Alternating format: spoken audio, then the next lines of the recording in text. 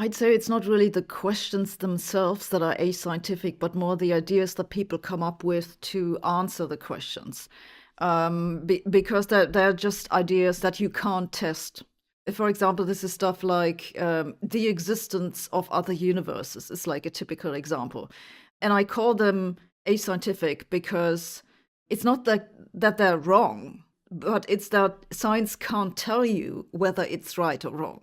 It's not possible. It's like the idea of God, right? You can say, okay, God exists, but we can't observe him or her. And science just says, okay, so what? Do whatever you want. It's fine. It's not that it's wrong. We can't tell you whether it's wrong or right. And the idea of additional universes is one of that sort. This is maybe the most obvious one.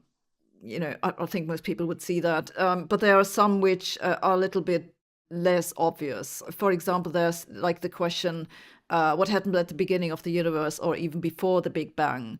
Where I'd say we can't tell because, first of all, we don't have the observations that date back long enough in the history of the universe, and it's highly questionable we'll ever have the data.